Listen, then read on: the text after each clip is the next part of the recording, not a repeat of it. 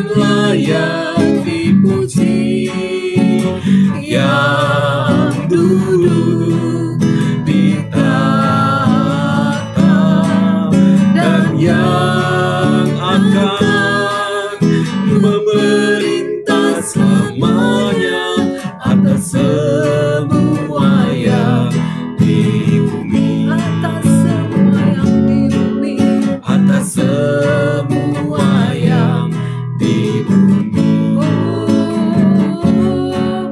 atas semua yang di bumi.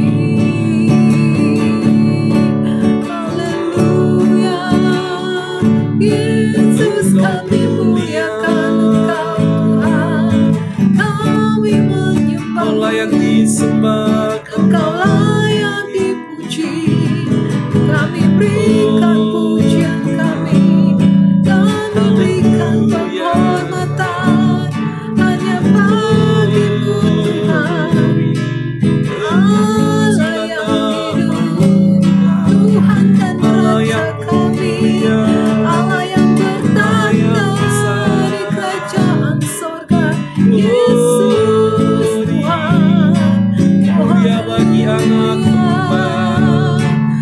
Haleluya, namamu Tuhan, Allah yang maha kuasa, Allah yang memerintah atas semua yang di bumi. Oh, haleluya, glory bagimu Tuhan, terpujilah namamu, Yesus Engkau anak domba Allah, kami muliakan Yesus layak Tuhan disembah, dalam hidup kami. Yesus layak Terima dipuji. kasih Tuhan, terima kasih Yesus. Terpujilah namamu, Terima kasih Yesus, sebab Engkau mulia yang duduk di tahta. Oh, haleluya. Amin. Sebab Engkau mulia yang layak dipuji, yang duduk di tahta dan yang akan memerintah selamanya atas semua yang di bumi, atas semua yang di bumi, atas semua yang di bumi, atas semua yang di bumi. Haleluya, terpujilah Tuhan Yesus. Kami bersyukur Tuhan, saat ini kami boleh memuji dan memuliakan Engkau, Allah yang hidup, Allah yang bertahta di dalam kerajaan sorga. Sungguh kami bersyukur Tuhan, oleh karena kasih-Mu Tuhan, kami boleh menjadi anak-anak Allah-Mu, kami boleh menjadi orang yang percaya kepadamu Tuhan. Terima kasih Bapa. Dan saat ini Tuhan, hati kami siap untuk merenungkan kebenaran firman-Mu Tuhan. Kami percaya Engkau hadir dengan roh-Mu Tuhan, mengurapi setiap kami, memberikan hikmat dari surga bagi setiap kami, untuk kami sama-sama dapat mengerti dan memahami apa yang menjadi firman-Mu Tuhan saat ini. Terima kasih Bapa. Kami mengucap syukur dan sambut firman-Mu hanya di dalam nama Tuhan Yesus Kristus. Haleluya. Amin. Puji Tuhan. Haleluya. Sesaat lagi kita akan sama-sama merenungkan kebenaran firman Tuhan. Puji Tuhan.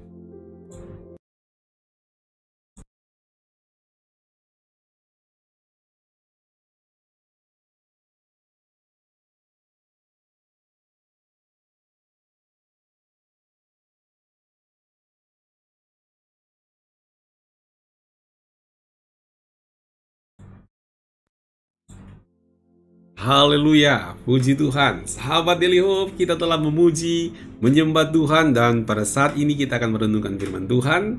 Tema kita pagi ini adalah membuka wasiat Tuhan di surga. Wah, ada wasiat Tuhan di surga, dan rahasia yang dibukakan menjadi berkat juga bagi kita. Amin. Nah, kita lihat firman Tuhan. Wahyu 5 ayat yang pertama. Wahyu pasal 5 ayat yang pertama. Maka aku melihat di tangan kanan Dia yang duduk di atas takhta itu sebuah gulungan kitab yang ditulusi sebelah dalam dan sebelah luarnya, dan dimeterai dengan 7 meterai. Dan aku melihat seorang malaikat yang gagah, yang berseru dengan suara nyaring, katanya, siapakah yang layak membuka gulungan kitab itu dan membuka meterai-meterainya? Ada gulungan kitab, saudaraku. Ini wasiat dari Tuhan, di mana dalam gulungan kitab itu Tuhan akan bukakan rahasia-rahasia untuk hari-hari selanjutnya. Namun gulungan kitab itu, saudaraku, ada meterai. Ada 7 meterai di gulungan kitab itu. Jadi meterainya itu mesti dibuka dulu satu-satu. Meterai pertama, meterai kedua, meterai ketiga, meterai keempat, meterai kelima, keenam, dan ketujuh. Baru gulungan kitab itu, wasiat dari Tuhan itu baru bisa dibukakan. Dan otomatis, saudaraku, Yohanes melihat hal ini. Dan dia juga kepengen tahu apa isi gulungan kitab itu. Dan malaikat berkata dengan suara yang nyaring, siapakah yang layak membuka gulungan kitab itu dan membuka meterai-meterainya? Siapa yang layak untuk membuka wasiat Tuhan ini, untuk mencari tahu dan mengutarakan isi hati Tuhan? Siapa yang bisa? Ternyata nggak ada yang bisa, saudaraku ya. Nggak ada yang bisa. Nah, kita akan belajar di sini bagaimana supaya wasiat Tuhan, isi hati Tuhan di sorga, rahasianya dapat dibukakan. Jadi kita akan belajar satu persatu. Kita akan lihat. Yang pertama, saudaraku, kita perlu sadari tidak ada satupun orang yang layak membukanya, termasuk Yohanes yang ada di sorga. Dalam penglihatan itu, penglihatan dia melihat sorga, Yohanes itu pun tidak layak untuk membuka.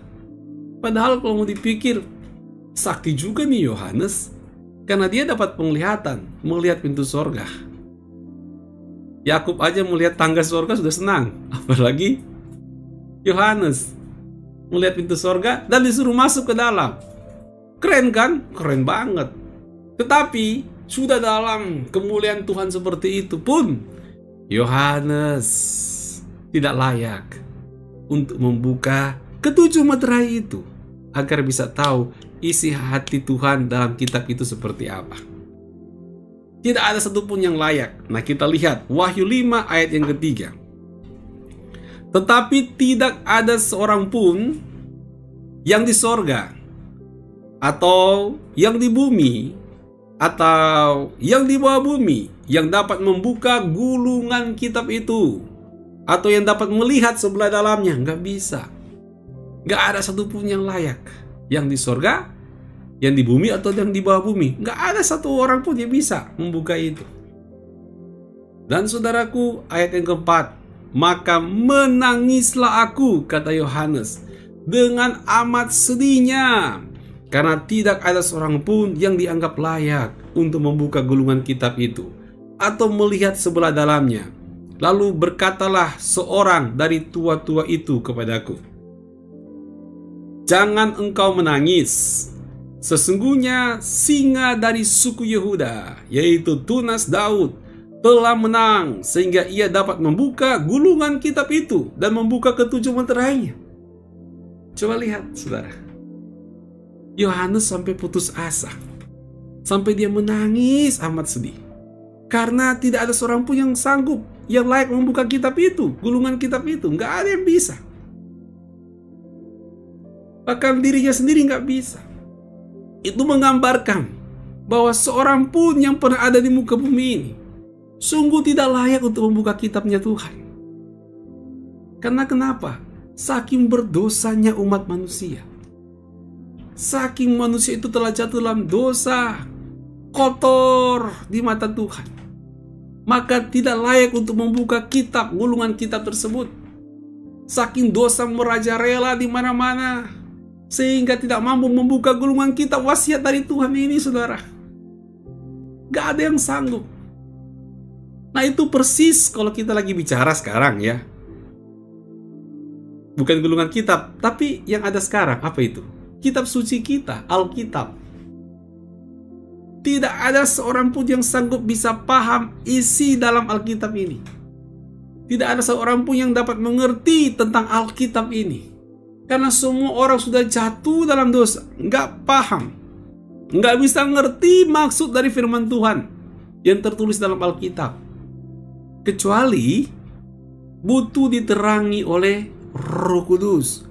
Bisa paham isi dari Alkitab. Tapi kalau tanpa dari Roh Kudus, tanpa penerangan Roh Kudus, Anda atau siapapun nggak bisa paham kitab suci Alkitab ini. Kalau dipaksain, orang-orang yang maksa cari tahu Alkitab maksudnya apa, dipaksain maka mereka bisa salah paham. Atau gagal paham. Atau memang paham mereka sudah salah. Jadi waktu mereka bahas Alkitab salah semua. Udah pasti seperti itu. Kenapa? Karena gak bisa. Karena semua manusia itu sudah jatuh dalam dosa. Gak bisa paham tulisannya Tuhan. Baik di bumi ini maupun di sorga. Gak ada yang bisa paham tulisan Tuhan. Tulisan Tuhan yang di sorga maupun tulisan Tuhan yang ada di bumi. Tulisan Tuhan yang ada di sorga ya ini. Gulungan kitab yang dimeteraikan oleh 7 meterai. Tulisan Tuhan di bumi ini adalah Alkitab yang suka kita pakai sebagai makanan rohani. Lantas, kenapa kita bisa paham kebenaran firman Tuhan? Itu cuma karena anugerah Tuhan. Karena Roh Kudus yang menerangi hati kita. Sehingga kita harus mensyukuri. Ketika Roh Kudus menerangi hati kita, mengerti firman Tuhan, bisa terima Yesus sebagai Tuhan dan Juru Selamat yang hidup. Sedangkan kalau ngomong ke orang lain berkali-kali, nggak peka mereka. Pusing 7 keliling mereka. Akhirnya mereka bisa nyalain kita. Dipikir kita mengada-ngada. Akan aneh kan? Padahal, ya dan amin firman Tuhan ini. Tapi susah sekali mereka terima. Kenapa? Karena kita puji Tuhan atas anugerah Tuhan. Roh Kudus menerangi kita sehingga kita bisa paham tentang Yesus Kristus. Dan bisa terima Yesus sebagai Tuhan dan Juru Selamat yang hidup. Sehingga kita syukuri, terima kasih Tuhan. Kita orang yang berdosa begini kok Tuhan mau jamah, mau selamatkan, bisa mengerti firman Tuhan. Kalau orang lain yang kita kasih tahu tentang Yesus Kristus sebagai Tuhan dan Juru Selamat, mereka ngotot malahan mau ngajak ribut, ya sudah jangan dipaksa. Didoain aja. Kan tugas kita cuma menceritakan iman kita, bukan untuk paksa-paksain orang. Kalau mereka mau terima, puji Tuhan. Kalau nggak terima, ya sudahlah. Roh Kudus belum bekerja, kita doain aja ke mereka. Jadi nggak usah ribut-ribut, saudaraku. Amin. Jadi nggak usah ribut-ribut persoalan iman. Persoalan iman itu masalah pribadi, nggak usah diributin. Kalau mau terima, puji Tuhan. Kalau nggak terima, ya udah nggak apa-apa. Nyatanya juga Roh Kudus belum berikan mereka pengertian, belum menjamah mereka, belum waktunya Tuhan. Amin, saudaraku. Nah, inilah penyebabnya sehingga Yohanes menangis karena nggak ada yang sanggup untuk membuka gulungan kitab yang ada di surga. Karena Yohanes tahu dia sendiri nggak bisa. Betapa dosa itu terlalu kejam sehingga menghalangi seseorang untuk memahami isi hati Tuhan, untuk memahami maksud dan tujuan Tuhan terhadap kehidupan kita, terhadap dunia ini. Tapi puji syukur kepada Tuhan, ada seorang tua-tua, ya, dari antara 24 tua-tua itu. Dia berkata, jangan engkau menangis.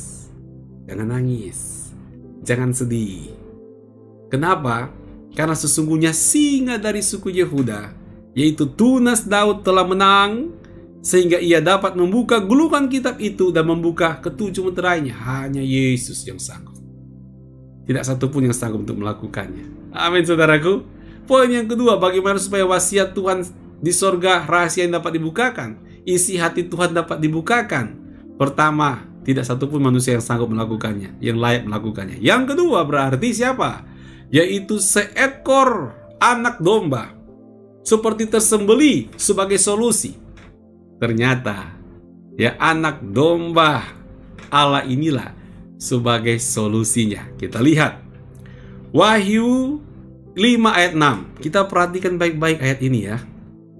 Maka aku melihat di tengah-tengah takhta dan keempat makhluk itu, yang sudah kita bahas kemarin, siapa itu empat makhluk itu?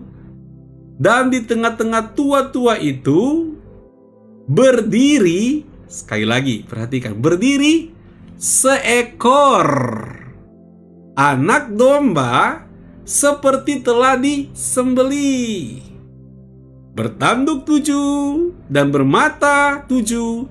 Itulah ketujuh roh Allah yang diutus ke seluruh bumi.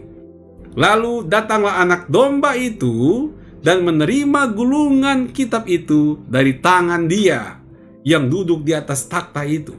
Saudara, di sini Yesus Kristus diutarakan sebagai seekor anak domba. Jadi itu hewan ya.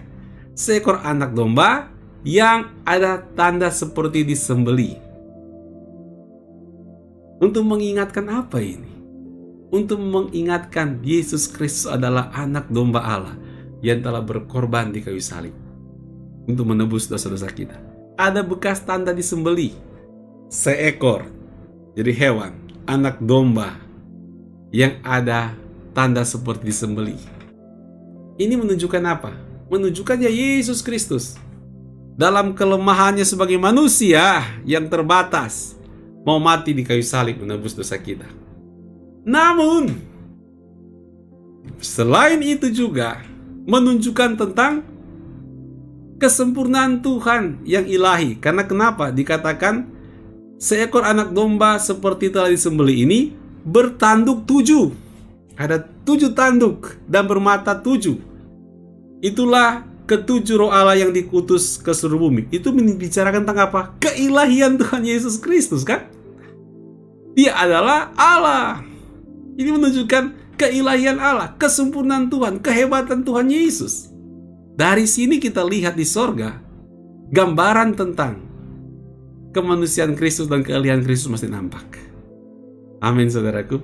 Tentang kelemahan dia sebagai manusia yang terbatas, seperti seekor hewan anak domba Allah yang disembelih masih terlihat.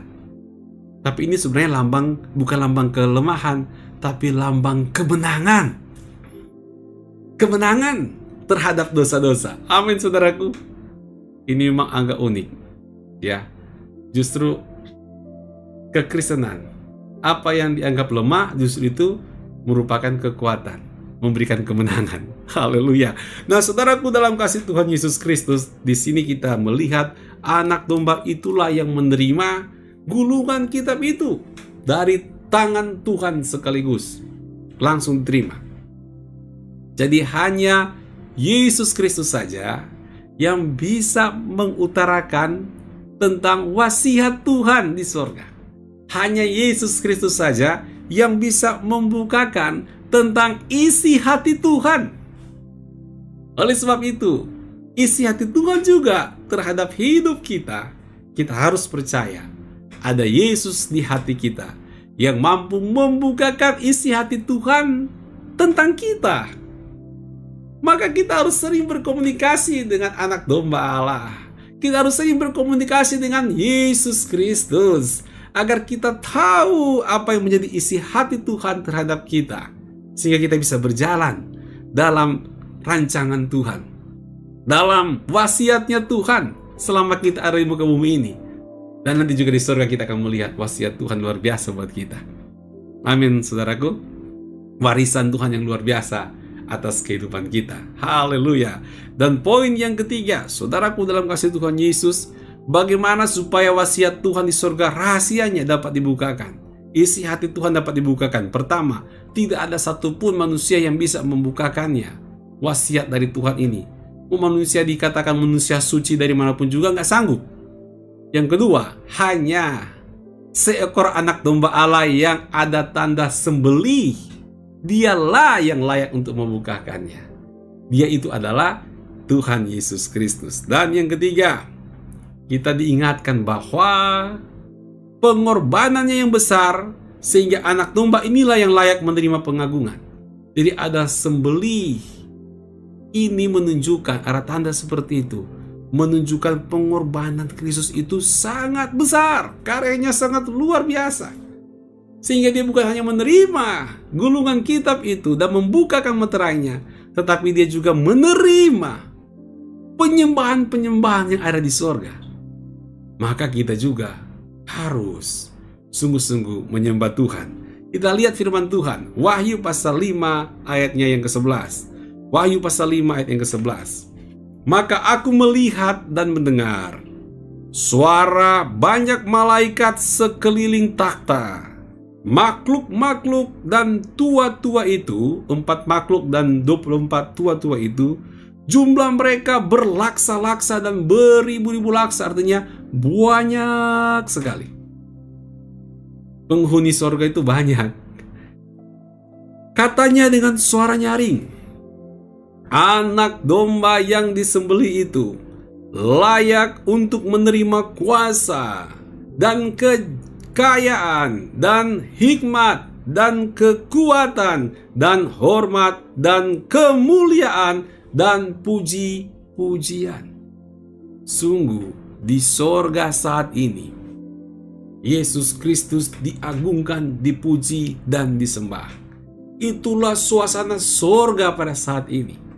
Dan kalau kita berkata, aku ingin mengalami suasana sorga, ada lagunya, suasana sorga turunlah. Ya, kita ingin suasana sorga turun. Kalau Anda mau suasana sorga itu turun, bermula dari mana? Bermula dari kita juga mau mengagungkan anak domba Allah yang disembelih itu. Ketika kita mengagungkan anak domba Allah yang disembelih, maka suasana surga yang penuh kemuliaan itu akan turun kepada kita, menaungi kita, dan kita akan merasakan suasana surga yang sangat diberkati.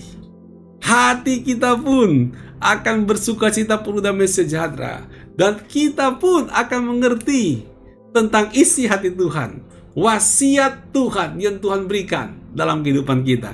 Isi hati Tuhan tentang kita akan Tuhan buka-bukakan dalam kehidupan kita. Isi hati Tuhan tentang apa? Tentang dirimu, tentang rumah tanggamu, tentang aktivitas tanggung jawabmu, tanggung jawab imanmu, tanggung jawab engkau dalam pekerjaan, atau di tengah-tengah pergumulan yang sedang Anda alami pada saat ini.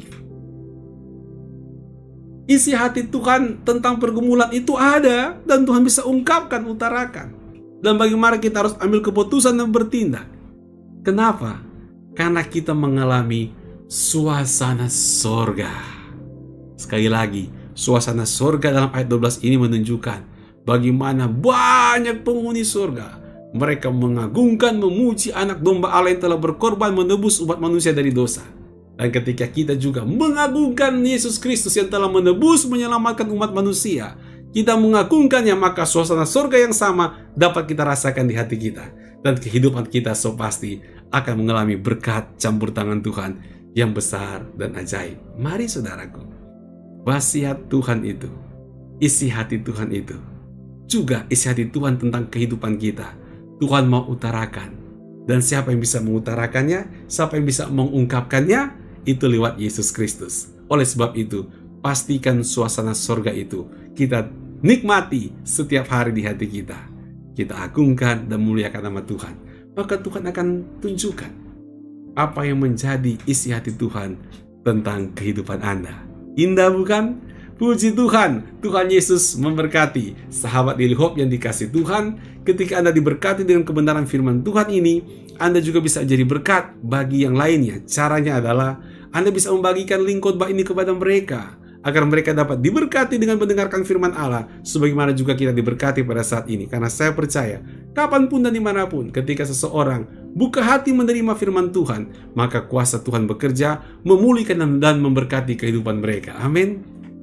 Dan sahabat Daily Hope yang dikasihi Tuhan Yesus, saya berterima kasih juga buat dukungan Anda untuk pelayanan Daily Hope. Anda yang telah subscribe, Tuhan Yesus memberkati. Dan buat Anda yang belum subscribe, silakan tekan subscribe, tekan like, dan tekan bell. Tujuannya buat apa? Agar Anda bisa bergabung bersama kami setiap pagi, beribadah di Daily Hope, mencari wajah Tuhan, belajar kebenaran firman Tuhan, dan berdoa bersama-sama. Daily Hope hadir untuk Anda setiap jam 5.30 pagi, waktu Indonesia bagian Barat, waktu Jakarta jam 5:30 pagi, dan kita bersekutu bersama-sama menerima berkat Tuhan. Dan sahabat Daily Hope yang dikasihi Tuhan Yesus, jika Anda butuh dukungan doa atau pelayanan konseling, silakan menghubungi kami di nomor WA yang tertera. di layar, yaitu 0878 8881 1150, 0878 8881 1150. Puji Tuhan. Sebelum kita berdoa, kita akan menyembah Tuhan, memuji Tuhan terlebih dahulu. Haleluya. Haleluya. Saya percaya kita semuanya telah diberkati lewat kebenaran firman Tuhan saat ini. Terima kasih Bapak Ibu, saudara-saudara kasih yang telah bergabung bersama kami dan telah berinteraksi lewat live chat yang ada dalam ibadah Daily Hope saat ini. Tuhan Yesus memberkati. Mari kita mau sama-sama satukan hati, kita mau berdoa dan saling mendoakan satu dengan yang lain saat ini, dengan kita nyanyikan pujian yang berkata, sebab Engkau mulia yang duduk di tahta, sebab Engkau mulia. Haleluya. Yang layak. Engkau mulia dan layak dipuji, yang duduk di tahta dan yang akan memerintah selamanya atas semua yang di bumi. Sebab Engkau mulia, Sebab Engkau mulia dan layak dipuji, yang duduk di tahta dan yang akan memerintah selamanya atas semua yang di bumi. Atas semua yang di bumi, atas semua yang di bumi. terima kasih Tuhan, Engkau yang layak dipuji, Engkau Allah kami. Anak domba layak terima pujian. Haleluya. Terima kasih Tuhan. Haleluya. Terima kasih Tuhan. Bapa Surgawi, kami mengucap syukur buat berkat kebenaran firman Tuhan yang telah memberkati kami semuanya. Hamba berdoa buat seluruh sahabat Daily Hope, seluruh pendengar kebenaran firman Tuhan, kapanpun, dari manapun juga mereka berada. Berkati Tuhan dengan hadirat-Mu. Ya, Berkati Tuhan dengan hubungan yang dekat dengan Engkau Bapa. Ya, Engkau Yesus. jamah sehingga kami mengerti tentang kebenaran-kebenaran firman-Mu. Amin, Biarlah amin. kami Tuhan dipenuhi oleh suasana sorga. Ya, Yesus. Turun di hati kami, Ya, di rumah benar. tangga kami, di tengah-tengah aktivitas dan tanggung jawab Ya, kami, Yesus. sehingga kami mengerti isi hati Tuhan tentang Benar, apa dan mengenai kegiatan dalam kehidupan kami. Ya, Yesus. Dan kami diberikan kekuatan dan kemampuan untuk mengikutinya, supaya pribadi kami dipulihkan dan diberkati, Amin. rumah tangga kami dipulihkan dan diberkati, Ya, pekerjaan kami, keuangan kami, ekonomi kami dipulihkan dan diberkati. Ya, benar. Kami mengalami pemulihan kesehatan, terlebih pertumbuhan rohani kami, dan dimanapun juga kami berada, kami menjadi berkat. Ya, Nama Yesus. Tuhan ditinggikan dan dipermuliakan. Terima kasih ya Tuhan Yesus Kristus. Umat yang dikasih Tuhan, Ya, angkatlah kedua tanganmu dalam hadirat Tuhan. Ya, Sebagai tanda kita sungguh-sungguh berharap berserah penuh dan mengharapkan berkat Tuhan. Amin. Dan bukalah hatimu. Terimalah berkat dari Allah Tritunggal, kasih dari Allah Bapa yang Maha Kuasa, anugerah dari Tuhan Yesus Kristus, kekuatan bimbingan dan pertolongan dari Allah Roh Kudus, menyertai kita semuanya, kini dan sampai selama-lamanya. Yang percaya sama-sama katakan, amin. Puji Tuhan, Tuhan Yesus memberkati. Shalom.